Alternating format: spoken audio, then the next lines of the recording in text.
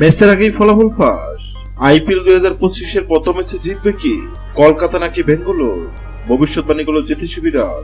IPL 2025-এর প্রথম ম্যাচে কোন দল জিতবে, বেঙ্গালোর নাকি কলকাতা, তা নিশ্চয়ই আগে ভাগে বলে দেওয়া সম্ভব নয়। তবে এবার সেই কঠিন কাজটি করে দেখাবে অ্যাকিলস নামের একটি বিড়াল। আইপিএল 2025-এর প্রথম ম্যাচের আগেই ফলাফল নিয়ে ভবিষ্যৎবাণী করবে অ্যাকিলস। এর জন্য তাকে দেওয়া হয়েছে বিশেষ প্রশিক্ষণ। 2010 বিশ্বকাপ অক্টোপাস পলের কথা নিশ্চয় মনে আছে অনেকে।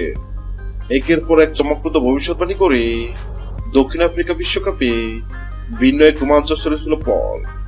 স্পেন যে 2010 সালে বিশ্বকাপ জয় করবে তা আগে ভাগেই জানিয়েছিল অক্টোপাসটি।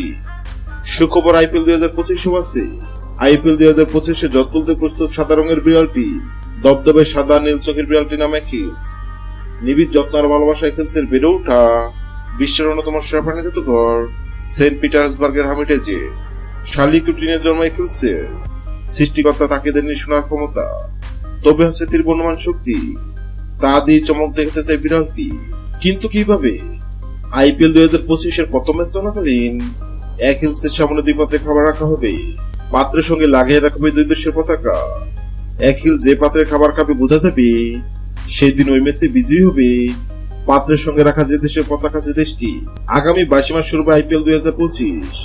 আইপিএল 2025-এর প্রথম ম্যাচে কোন দল জিতবে, কলকাতা নাকি বেঙ্গালোর?